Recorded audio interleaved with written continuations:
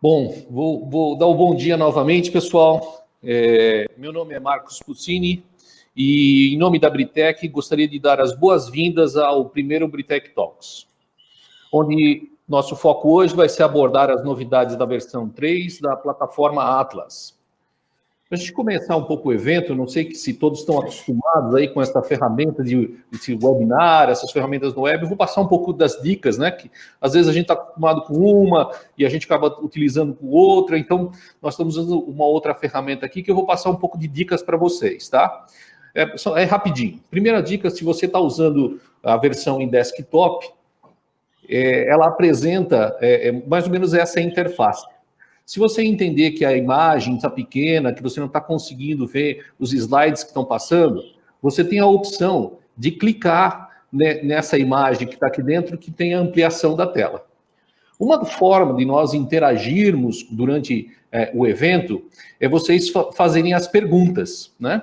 E para fazerem as perguntas, basta vocês irem nessa área e clicar fazer a sua pergunta, escrever a sua pergunta. Essa pergunta vai vir para mim, que estou fazendo a moderação do evento aqui junto com vocês, e no momento adequado aqui, para a gente não interromper uma sequência de apresentação, eu vou passar a palavra para o Gasparello, que vai estar fazendo a apresentação. Se você estiver na versão web, se você está na versão mobile, a interface muda um pouquinho, mas a lógica é a mesma. Clicou na apresentação, ela amplia a apresentação para vocês, e se você quiser fazer as perguntas, você clica nessa imagem do chat, e ali tem o espaço de você fazer as perguntas. Tudo bem, pessoal? Podemos seguir? Bom, nossa agenda de hoje será, basicamente, a gente apresentar as novidades da versão 3, da plataforma, da versão Britec Atlas, onde que a gente vai apresentar as principais evoluções, buscando sempre apresentar quais os benefícios da sua utilização. Ao final da apresentação, vamos abrir para uma sessão de perguntas e respostas, que devem demorar em torno de 10 minutos, até para não comprometer muito a agenda de vocês. E eu vou falar um pouquinho do próximo Britec Talks, já quero convidá-los para o próximo Britec Talks, que deve acontecer no mês de abril. Tá bom? Estou falando aqui de Britec Talks, agradeci a participação de todos no dia. Deixa eu só explicar rapidamente o que é o Britec Talks.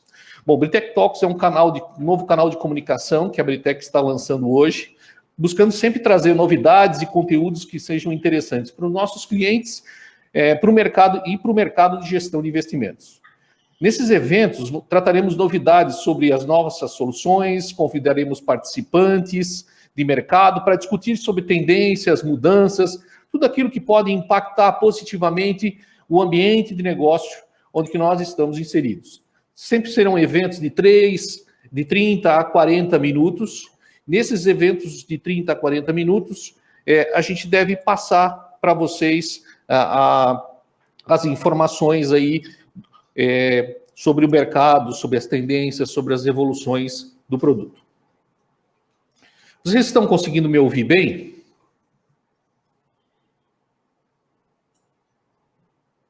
Sim. Ok.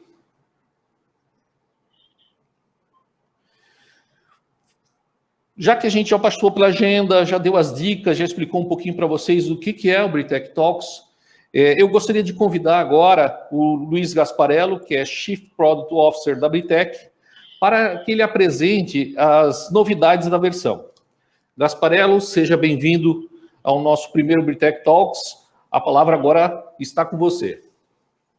Tá certo. Obrigado, Puccini. Obrigado a presença de todos. Espero aqui conseguir passar uma visão geral, apesar de resumida e muito rápido, do fruto do investimento que nós fizemos nos últimos meses para melhorar o desempenho, a performance funcional da nossa plataforma. Então, passando pelos principais tópicos, de forma bastante macro, né? Eu destacaria como primeiro item um processo que anda tomando cada vez mais destaque, até na mídia, e não só no Brasil, em outros lugares, que é o Open Bank. É um conceito onde eu teria como disponibilizar diversos serviços da plataforma para agentes externos. Esses agentes, sejam eles de uma própria instituição usuária do Atlas Pass, ou então de instituições que estejam fora inclusive, em alguns casos, até clientes finais. Exemplos desse Open Bank são conjuntos de APIs baseados aí na tecnologia REST e tal, protocolo para o pessoal que é de tecnologia, protocolo HTTPS, para construir em cima dele diversos processos. Eu destacaria alguns como a gestão de garantias e integração com o Bacenjude, ou seja, acho que foi em maio do ano passado, mais ou menos, o Bacenjude mudou a forma como que eles controlam as garantias. Então, a mensageria com os órgãos do Banco Central e as instituições financeiras passou a ser online. Com isso, os sistemas que controlam essas garantias, esses bloqueios e desbloqueios, tiveram que se comunicar com uma infinidade de sistemas legados dentro das instituições, também de forma online. No caso da plataforma Atasclas, isso não é exceção. Então, eu consigo me comunicar com todos esses sistemas, fornecendo para eles detalhes da posição de uma determinada pessoa física ou jurídica, detalhes da posição bloqueada e também receber requisições de bloqueio, atualização de processo de bloqueio e desbloqueio via mensageria. Outra questão de destaque é a consolidação de carteiras ou estratégias, ou seja, em diversos momentos, seja por uma necessidade de gestão, um pedido de cliente final, principalmente em Wealth Management, a gente precisa consolidar os diversos portfólios sobre uma visão de custódia, às vezes sobre uma visão de gestão de risco ou de retorno. Tudo isso eu consigo tanto criar essas visões via serviço, como consultar a posição diariamente dessas posições. Disponibilizo isso tanto na nossa plataforma, como via sistemas externos. Gestão de usuários e alçada, principalmente quando a gente fala de processos onde você está trabalhando em middle market, onde eu tenho um número de usuários muito grande, isso é comum acontecer de você ter sistemas que centralizam todo o processo de criação e delimitação de alçadas. Tudo isso a gente consegue se conectar com esses sistemas sem que eu tenha manutenção dentro da plataforma Atlas diretamente pelo usuário. Algumas exceções que seriam pertinentes ao funcionamento do mercado de fundos, renda fixa e tudo mais, como, por exemplo, parametrização quanto a limite de boletagem e tudo mais, isso acaba não acontecendo na criação do usuário, e sim na manutenção do Chinese Wall e coisas desse tipo. Mas eu consigo fazer isso tudo via serviço, num sistema centralizado da própria instituição. Outra questão de muita relevância, cada dia que passa, o processo de distribuição de ativos de forma agnóstica, ou seja, que eu consiga distribuir ativos de diversos emissores, diversos administradores e gestores, passa a ser cada vez mais importante. E nós podemos trabalhar isso de forma direta, ou seja, demonstrando o cliente final e integrando isso com informações do cliente final, ou por conta e ordem, onde eu conseguiria, por exemplo, capturar toda a movimentação feita, por exemplo, num sistema de front office ou no nosso próprio portal, validar essas informações, integrar segundo o processo com o gestor, com um administrador, com, por exemplo, um banco liquidante, e depois coletar essas informações para devolver tudo isso para o sistema legado e demonstrar a posição final do cliente. Isso para diversos mercados, né? Os mais comuns, renda fixa e fundos, mas poderiam ser também, inclusive, operações offshore. E, claro, a integração com sistemas internos, onde eu posso ter processos de cadastro centralizado, não só de cliente, mas também agentes de mercado, como corretoras, cadastro de fundos, inclusive, cadastro de títulos de renda fixa, renda variável e assim por diante.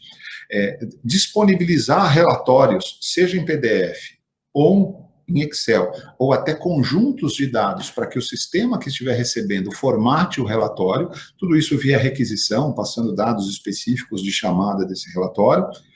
Outra questão muito importante, e aí voltando ali na distribuição, é a integração com sistemas de conta corrente, onde eu consigo disponibilizar para esses sistemas débitos e créditos. Um exemplo típico, eu tenho um fundo que de repente vai distribuir dividendos, eu tenho que debitar a conta do fundo em função desses dividendos, creditar a conta dos clientes que vão receber, dos cotistas que vão receber esses dividendos, provisionar todos os impostos que eu tiver que recolher, disponibilizar para uma determinada entidade externa o extrato, ou até reconciliar esse extrato com o histórico de conta corrente do cliente, ok? Bom, na sequência, uma das coisas que tem ganhado muito vulto na diversificação das carteiras são os fundos estruturados. Estou me referindo a FIP, FDIC e fundo imobiliário. Então, tem uma série de processos que são específicos à regulamentação desses fundos. E a gente deu ênfase em alguns aqui. Primeiro, a taxa de fiscalização da CVM. Esses fundos estruturados, diferentes dos fundos 555, onde eu calculo uma média, em cima dela eu ponho a provisão e uma cascata, ele tem regras específicas para eu determinar e provisionar a taxa de fiscalização da CVM. Outra coisa, a taxa de administração, baseada em diversas séries. É muito comum eu ter séries diferentes, onde eu tenho condições de taxa de administração diferenciadas e, conversando com o mercado, muitos dos players ainda fazem esses cálculos manualmente. Atualmente, nossa plataforma já vai passar a permitir que eu calcule isso para cada uma das séries e impacte a rentabilidade das cotas de forma adequada. Os eventos dos fundos, esse tipo de fundo possui eventos corporativos com uma frequência muito maior do que os fundos 555. Um exemplo é processos de inadimplência de recebíveis de crédito, no caso de um FDIC, onde eu tenho que transferir isso de uma conta, por exemplo, de renda fixa para uma conta onde eu vou fazer provisão, vou negociar. A própria negociação, ou seja, eu comprar e vender títulos que já estão com pendências de liquidação, já estão em default, provisionar o PDD para esses títulos, fazer recebimento e distribuição de rendimento aos cotistas, seja esse rendimento ligado a um fundo imobiliário, como, por exemplo, uma mensalidade ou numa periodicidade específica, ou rendimentos ligados a um processo de amortização, onde eu tenho, por exemplo, ainda citando como exemplo um fundo imobiliário que se desfez de um determinado terreno e vai amortizar e tudo mais, conseguir liquidar isso financeiramente, fazer o devido registro contábil e não impactar de forma equivocada a rentabilidade dos clientes em função, como eu disse, por exemplo, de uma amortização que afeta o valor da cota. Os eventos tributários desses fundos, inclusive fazendo o gross-up dos rendimentos dos fundos imobiliários para pessoas físicas, que no caso seria zero, e assim por diante. Outra questão, e aí voltada muito mais para os administradores, seria o controle dos informes legais desses fundos, isso é, esses fundos estruturados possuem uma série de obrigações acessórias diferenciada em relação aos fundos 555. No caso dos fundos imobiliários, existem os informes trimestrais, semestrais e anuais. O sistema permite que você gere o XML para upload diretamente na CVM, ou que você gere, aí quem atua nesse mercado conhece, uma famosa planilha Excel lá, que é a B3, importa, consolida essas informações, e aí nos fundos negociados em bolsa, ela mesma manda para a CVM. No caso de FIPs, como não existe intervenção direta de negociação ou outro canal, a gente gera o arquivo XML para fazer o upload lá no site de serviços da CVM. Claro, tudo isso com os seus respectivos relatórios para conferência. No caso de fundos de direito creditório, é comum eu ter um sistema que administre os recebíveis, inclusive para eu transacionar esses recebíveis, para eu avaliar as condições de aquisição ou não de um determinado lote. Esses sistemas é que acabam gerando os informes legais. Neste caso, nós temos uma série de relatórios novos para dar suporte à conferência, e aí, no caso, a geração desses informes por esses sistemas legados, inclusive usando o Open Banking, do qual nós falamos no começo, para mandar essas informações para tais sistemas. Informações ligadas a fluxo de caixa, a posição financeira, a análise de resultado, a evolução do patrimônio líquido, quantidade e valor de cota de cada uma das séries e assim por diante. Ok? Outra questão que toma vulto é o processo de gestão tributária.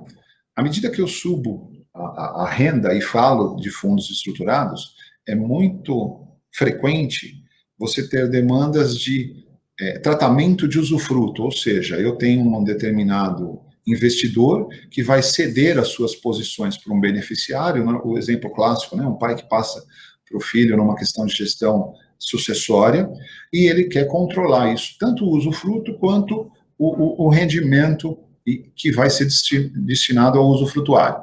Nesse caso, eu posso fazer simplesmente a gestão dessas informações de forma gerencial, ou, se eu estiver na ponta de um distribuidor ou de um administrador desses dados, fazer todo o impacto legal do processo. Um exemplo clássico eu fui, num determinado dia, fiz um movimento de transferência da posse, por exemplo, de cotas de fundo. A partir daquele dia, todas as informações ligadas a ganho de capital e assim por diante dizem respeito ao novo proprietário, e todas as informações de rendimento, dividendos e assim por diante vão ser creditadas para o usufrutuário. Isso impacta, claro, não só a posição e a rentabilidade, como também o informe de rendimentos, a DIRF e assim por diante. Mudando um pouco o assunto, nós colocamos uma série de, ainda em tributos, mas num outro assunto, nós colocamos uma série de controles para tributação de investidores não residentes. Nesse caso, nós estamos falando de pessoas que não são residentes, mas aplicam em ativos locais, em ativos brasileiros. Então, em função da política de incentivo ou de sobretaxa que o governo coloca para essa modalidade de investimento, eu consigo, para cada um dos mercados, parametrizar as condições específicas desses investidores, inclusive em função de em que localidade eles estão, porque dependendo de onde é a origem desse investidor não residente, as alíquotas e os conceitos tributários também mudam. Fizemos uma série de desenvolvimentos para investimento offshore. Aí, nesse caso, ao contrário, eu tenho recursos, vamos dizer assim, nativos, que são oriundos de investimentos brasileiros, aplicando em ativos offshore, onde o investidor é residente aqui. Então, eu consigo também informar qual seria o tributo cobrado no local de origem e usar esse tributo aqui para abater no quanto que eu tenho que fazer de retenção na tributação local. Um exemplo, um determinado cliente que tem uma carteira administrada, que compra títulos offshore, na hora que ele é tributado lá, ele pode, dependendo do país onde ele está operando, abater o valor desse imposto do imposto que eu teria se ele tivesse aplicado direto, por exemplo, na Bovespa e assim por diante. Na parte ainda, finalizando a parte tributária, nós temos casos de diversas pessoas jurídicas não financeiras que precisam prestar contas, no mínimo trimestralmente, para a Receita. Então, no caso de um administrador ou de um distribuidor que trabalhe nessas condições, o sistema passou a gerar, tanto em XML quanto em relatórios tradicionais, um informe trimestral que esse tipo de pessoa é obrigado a entregar para a Receita. Ok? Agora, no conceito de offshore, não tributário e tudo mais, mas o conceito de uma carteira que está offshore e aí está comprando ativos, poderia ser no Brasil ou em qualquer lugar. Fizemos uma série de investimentos, eu diria que junto com fundos estruturados, é o maior investimento funcional que foi feito na plataforma, e com isso a gente passa a consolidar posições, seja lá em quais moedas eles estiverem, com ativos locais e ativos externos, nas diversas modalidades, né? Pode ser usando uma PIC, pode ser usando diretamente a compra em fundos, pode ser em ativos reais, posso comprar isso através de fundos e assim por diante. O sistema passa a trocar toda a diversidade de ativos e moedas. No caso de ativos, numa situação limite, onde eu tenho um ativo exótico, o sistema aceita a precificação de mercado informada pelo usuário e consegue compor o patrimônio, com isso montando um NAV e um patrimônio gerencial para essa carteira offshore. Também consigo fazer investimentos utilizando como veículo os umbrella funds, ou seja, um único fundo com diversas classes e modalidades de risco, inclusive para fazer um enquadramento dessas políticas, ou seja, dessas classes de investimento, controlar os eventos corporativos que são típicos desse tipo de fundo, como, por exemplo, o side pocket, né, que é onde eu, em função da carteira, um determinado ativo não tem liquidez, então eu tiro ele e contabilizo ele de forma diferente. Quando eu tenho diversas séries Normalmente essas séries são diferenciadas em função da performance fee associada a ela. Aí quando eu tenho um evento de pagamento de performance, eu faço o rollout disso, para que eu consolide isso tudo numa série base. Eu ter o soft e o hard lockup, né? Eu tenho um período de carência, seja eu cobrando uma sobretaxa, um penalty fee, na hora que eu violo esse período de carência, ou uma carência intransponível, onde eu não consigo mais retirar, seja essa carência de aplicação, em alguns casos até de resgate, tá certo? Holdback, um fundo vai ser liquidado, ele deseja, ou num resgate total, eu desejo segurar uma parcela desses recursos para liquidar alguma obrigação do fundo, e a hora que isso for liquidada, complementar o resgate do cotista. No processo de boletagem também fizemos bastante alterações, eu destacaria duas, uma para eu passar a boletar a renda fixa pelo percentual do valor de face, que torna a vida de quem está acompanhando isso mais fácil de comparar, porque normalmente o percentual do valor de face é como isso é divulgado na imprensa, pelos feeders, Bloomberg, Reuters e assim por diante, e também posso boletar pelo clean price, nesse caso eu coloco lá o preço baseado em financeiro que está sendo negociado, e o sistema faz o cálculo dos juros que eu tenho que entregar para a contraparte, exclusivo, pensando nos papéis onde eu tenho fluxos periódicos de pagamento, ou dirt price, ou seja, eu estou boletando efetivamente aquilo que vai impactar o patrimônio do fundo, considerando todas as despesas daquela negociação. Quando a gente fala do mercado offshore, é muito comum eu ter discrepâncias entre prazos de conversão e liquidação, entre a carteira que está investindo ou um determinado veículo que está investindo no outro. Por exemplo, um fund of funds que tem divulgação de cota mensal, porém ele aplica num fundo que tem divulgação de cota trimestral. Então é muito comum eu ter que trabalhar com projeções de cotação. Eu posso trabalhar com essa projeção repetindo a cotação, e no dia em que eu souber a cotação oficial, eu impacto a performance daquele fundo. Eu posso trabalhar com uma projeção calculada, ou seja, pela média de retornos daquele fundo, eu posso fazer uma provisão, ou corrigir aquela determinada cotação por um indexador de mercado. No caso de offshore é muito comum usarem LIBOR e assim por diante, e quando for divulgado, eu tenho a opção de refazer o cálculo. Se eu pensar numa carteira administrada, eu posso refazer o cálculo desde o dia em que eu tinha a última cotação oficial, ou se for um fundo onde eu tive resgate e tudo mais, a diferença entre o que eu vinha projetado e aquilo que foi efetivamente divulgado gera impacto de marcação a mercado no dia em que ocorre essa divulgação. Tá certo? Nós temos ainda várias outras frentes, mas na nossa visão e pelo que a gente tem conversado com o nosso mercado de clientes, seriam esses os itens que gostaríamos de dar destaque, certo? Com isso, eu devolvo a palavra ao Puccini, que vai nos ajudar aí no levantamento dos questionamentos. Tá ok? Ok, Gasparella, obrigado aí, agradeço pela sua apresentação. Acho que a gente conseguiu ter uma noção aí sobre as novidades e evoluções na plataforma. Vou te passar uma pergunta aqui que eu já recebi, né? No processo de distribuição de conta e ordem via API, como são tratados os resgates de fundos D mais N? Certo. Bom, quem fez esse questionamento está preocupado, provavelmente está preocupado com a determinação do valor líquido para o cliente final. Então, é quase que uma convenção dentro do mercado que se eu sou o distribuidor, o fundo é D mais N, eu não sei a cota da conversão até o efetivo dia da conversão.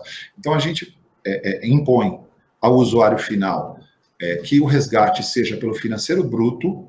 Diariamente, se ele for consultar, eu estimo o valor pelo financeiro, o valor do tributo e, consequentemente, o financeiro líquido, baseada na cota divulgada até aquele instante. Isso vai se ajustando até o dia da efetiva conversão. Nessa data, o distribuidor passa para o administrador ou para o gestor, depende do processo operacional que ele tem, o resgate. Na realidade, ele já tinha registrado esse resgate, né? Então, ele já tinha pedido um valor bruto, ocorre essa conversão por esse valor bruto, nossa plataforma calcula os tributos, se for o caso com IOF e IR, e baseado nisso, eu faço a liquidação do valor final para o cliente. É importante que todos os canais de comunicação para o cliente informe que até o dia da efetiva conversão, aquele valor líquido pode sofrer algum tipo de ajuste, tá certo?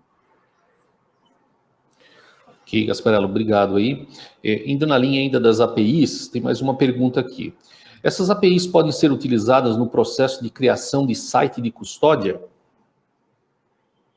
Deixa eu pensar, peraí. No processo de criação de site de custódia, ou seja, estou imaginando que quem fez a pergunta, e aí depois a gente pega até os detalhes, se for o caso, a pessoa acho que pode reforçar isso por e-mail, ela está pensando no seguinte, eu tenho uma custódia, e essa custódia precisa receber a movimentação dos seus respectivos gestores de fundos, ou dos cotistas, de quem faz a controladoria de passivo. Sim, eu poderia usar uma plataforma, pode ser da própria Britec ou de terceiros, que cria a interface gráfica para o site de custódia, e para efeito de upload de movimentação, eu posso usar aqui os nossos serviços, isso é, eu posso usar o Open Banking para capturar isso desta interface gráfica ou até fazer o upload direto. Digamos que a minha contraparte, o meu gestor, tenha robustez suficiente para ele ter um sistema no ambiente dele. Ele pode mandar para a gente. Inclusive, se for se as duas pontas usarem a plataforma Britec, aí nesse caso, mais do que nunca, eu consigo, a cada boleto que o gestor faz, integrar isso com o back-office da custódia. Legal. Okay? Entrando um pouquinho aqui nas perguntas relacionadas a fundos estruturados aqui. O sistema calcula PDD nos casos de recebíveis de crédito pulverizados? Certo. Bom, em primeiro lugar, a pessoa ressaltou o pulverizados. Então, o sistema ele consegue calcular o PDD, sim, só que se eu tenho um CCB, uma questão isolada, por exemplo, uma debênture específica, que eu tive um default, eu faço esse cálculo. Quando eu penso em ativos pulverizados, as regras de contaminação de risco de crédito, o que o pessoal chama no mercado de efeito vagão, ela é muito mais abrangente. Então, o sistema que faz a gestão do recebível normalmente calcula esse PDD, porque existem regras diferentes para calcular em função da composição financeira, da estrutura organizacional de quem está gerando esse PDD, e nós conseguimos importar esse valor, inclusive destacá-lo dentro de uma posição. Um exemplo, eu tenho um conjunto de boletos de recebíveis, onde eu tenho o valor financeiro a receber, que seria o valor financeiro a performar, aquilo que já venceu, que seria o performado e que eu estou com um problema de crédito ali, e sobre ele eu preciso gerar o PDD, e crio também um redutor desta conta, que seria o PDD. Se for um único ativo calculado pela nossa plataforma, se for um único ou poucos ativos calculados pela nossa plataforma, se for pulverizado com diversos sacados, diversos cedentes e tudo mais, aí nós capturamos essa informação do sistema legado que administra os recebíveis. Ok? Legal. Tem mais uma pergunta ainda em relação a fundos estruturados aqui. Como o sistema calcula a taxa de administração para as diversas séries de FDICs? Certo. O que acontece? A taxa de administração, ela, apesar de incidir sobre as diversas séries, tais séries, da forma que nós e o mercado inteiro estrutura isso, todos os lançamentos de mercado e tudo mais são associados à série subordinada. Ou seja, a série mezanino e a série seniors, elas têm uma rentabilidade fixa, normalmente definida pela escritura daquela série, pela política de investimento daquela série. Então, eu calculo a taxa de administração baseada no montante de cada uma das séries, debito a cota sênior, que garante a rentabilidade daquelas séries. Ao final, a taxa de administração e tudo mais interfere somente na rentabilidade da cota sênior, que é a rentabilidade que é aberta, né? Que seria o colchão para todas essas séries. Não sei se eu consegui me fazer muito bem claro, mas tentando resumir, eu calculo em cada uma das séries de forma gerencial, e o débito real e a provisão também, dependendo, é lançado na cota sênior. Ou, perdão, na cota subordinada. Tá ok? Ok, a pessoa que fez a pergunta aqui já me deu o joinha aqui que funcionou. E tem uma outra questão, ó, bastante perguntas em relação a fundos estruturados aqui. Nos casos de... existe enquadramento para fundos imobiliários, inclusive para partes relacionadas? Certo. O enquadramento do fundo imobiliário, ele tem duas visões, né? Nem enquadramento do ativo, em função da política de investimento, diversidade de ativos e tudo mais. Isso normalmente está num sistema que administra os imóveis, então nós não temos. Porém, tem a parte do enquadramento do passivo. Isso normalmente diz respeito à questão tributária, os detentores, até a pessoa citou partes relacionadas para eu verificar se um determinado cotista possui, por exemplo, relacionamento em relação ao imóvel que está no ativo do fundo e assim por diante. Então, se eu olhar para a parte de passivo, nós temos o enquadramento. Inclusive sobre a quantidade de cotistas, se eu não me engano o número é 50, se eu tiver menos do que 50, ele deixa de ser, o rendimento deixa de ser isento e assim por diante. Na parte de ativo, não. Na parte de ativo, esse enquadramento ele é feito pelo sistema que administra os imóveis e a informação de que ele está enquadrado ou desenquadrado pode ser consolidada, mais uma vez usando um Open Bank, na nossa plataforma, mas o cálculo efetivo ele é feito fora. Entendi. Deixa eu ver, temos mais alguma pergunta chegando. Recebi uma pergunta aqui, se o webinar ficará disponível para assistir posteriormente. Tivemos alguns problemas de áudio. Sim, Bruno, a gente vai disponibilizar a gravação e vocês podem ouvir aí quando, espero aí que sem problemas de áudio dessa vez, tá bom?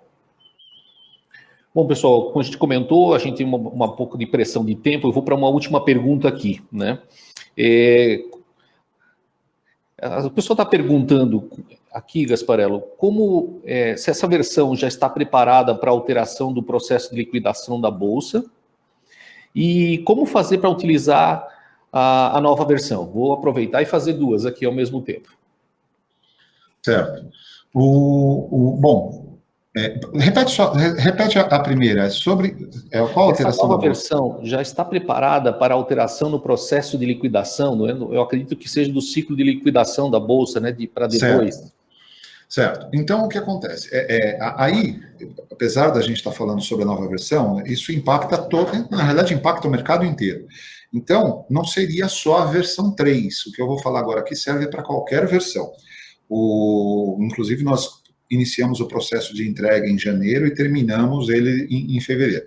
Nós fizemos uma série de modificações em função de cada uma das funcionalidades presentes nas versões. Então, nós temos clientes antigos em algumas versões antigas, mesmo esses clientes receberam essa manutenção. E como que funciona esse processo no sistema? Pela natureza da nossa plataforma, eu não tenho impacto direto no processo de especificação das operações, de determinação de comitentes e assim por diante. Todo esse processo ele é feito no fluxo operacional dos nossos clientes antes da informação chegar na nossa plataforma. Aí, uma vez que a informação chega, qual é o impacto que nós vamos ter? Como já era parametrizável no sistema as características de liquidação, basta eu mudar esses parâmetros e me ater aos testes do que a Bolsa chama de dia L, ou seja, o dia de liquidação, onde eu terei 2 pregões sendo liquidados no mesmo dia. O dia de entrada em produção desse novo ciclo é em 27 de maio, que é uma segunda-feira. Então, no dia 27, eu vou ter operações sendo liquidadas que foram realizadas em D-3, operações sendo liquidadas que foram realizadas em D-2. Então, tudo que eu tiver nesse dia, ele vai ser duplicado. As minhas notas de corretagem, a minha reconciliação financeira e assim por diante. Então, nós entregamos para os clientes um pacote, inclusive, acho que recentemente mandamos um posicionamento para todos eles, temos um roteiro dos testes que os clientes precisam fazer, principalmente aqueles que rodam on-premises, que não utilizam a nossa nuvem, para que eles contatem os seus respectivos gerentes de relacionamento para montar um ambiente específico para fazer o teste desta data.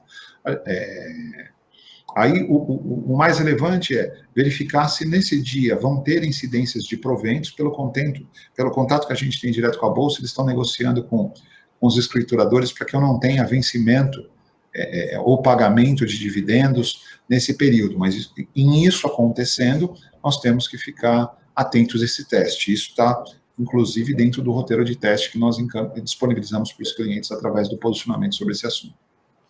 Ok? E sobre a utilização da nova versão? Bom, sobre a disponibilização da nova versão, ela já está disponível para qualquer cliente da base demandar, seja o recebimento dessa versão, caso ele tenha instalação on-premise, ou seja, a versão rode na sua própria infraestrutura, seja para pedido de atualização na nuvem. Então, os clientes que utilizam a nossa nuvem, apesar de ser mais fácil a atualização, eles precisam entrar em contato com o seu gestor de relacionamento para agendar essa mudança. Tá legal. Okay? Eu acho que, bom, acho que dá tempo de mais uma questão aqui, Gasparello, que eu estou passando aqui, que quem mandou para a gente foi o Marcelo Mendes. Deixa eu passar aqui para você. Existe algum documento ou informativo que demonstre quais foram as atualizações exclusivas para fundos estruturados, principalmente FIPS? Olha, exclusiva não, mas nós temos um documento que ele detalha essas alterações que nós fizemos aqui e todas as outras que estão no sistema. Isso está dentro, eu não me lembro agora se nós chamamos de release notes, tem uma nomenclatura específica dessa documentação. E ela está disponível para os clientes, é só solicitar. Com isso eu tenho daquilo que foi feito para a FIP, mas também para todos os outros desenvolvimentos. Até se for o caso, se eu não me engano, essa documentação ela tem por tópicos e o cliente pode dar, com certeza ela é abrangente, né? Porque a nossa solução ela se aplica para diversos players, vão ter itens que são mais relevantes para um administrador, para um gestor, para uma wealth management e assim por diante. Mas, por exemplo, se eu chegar lá e falar, existe um documento específico para a FIP? Não. Existe um documento que detalha todas as mudanças feitas na versão. Bom, obrigado aí, Gasparello, pelas respostas, aí as perguntas que a gente recebeu. Eu agradeço aí pelas perguntas encaminhadas, mas infelizmente não temos mais tempo aí para responder todas elas. Mas não se preocupem que a gente vai encaminhar todas as perguntas que nós recebemos, nós vamos mandar a resposta aí por e-mail e vai ficar, ninguém vai ficar sem ter a sua resposta e a sua dúvida, tá bom? Bom, queria aproveitar e convidá-los para o próximo Britec Talks. O próximo Britec Talks deve acontecer. Eu acabei de receber um retorno aqui da B3 e eles pediram para fazer uma alteraçãozinha, mas o próximo Britec Talks vai falar sobre ciclo de liquidação da B3, de D2 e falar sobre o mercado. Na verdade, o pedido deles foi para que a gente faça uma alteração, em vez de ser no dia 17, ele vai acontecer no dia 24, tá? Então aqui, leiam aqui, dia 24, desculpem a minha letra aqui, mas no dia 24 a gente vai fazer o segundo Britec Talks. Nesse Britec Talks a gente vai ter a participação do Gasparello, que vai estar moderando, vai ser às 10 horas, como a gente fez hoje, e da B3 a gente vai ter 2 participantes. Vamos ter o Vitor Miota e o Ayrton Murakami. Ambos vão estar participando junto com o Gasparello e esclarecendo dúvidas, apresentando um pouco da visão da B3 para o que diz respeito ao ciclo de liquidação. Bom, espero que com essa apresentação você tenha conseguido ter uma visão daquilo que evoluímos na versão 3 e os benefícios que essas evoluções podem trazer para a sua operação. Em nome da Britec, gostaria de agradecer a presença de todos e esperamos revê-los em breve no próximo Britec Talk, lá no dia 24, hein, pessoal? Coloquem na agenda, vocês vão receber alguns comunicados, mas já coloquem na sua agenda aí, que eu acho que vai ser bem interessante endereçar essa questão do ciclo de liquidação e e mercado. Um abraço a todos, bom resto de semana e estamos por aí no que precisar. Um abraço. Ok, muito obrigado, pessoal.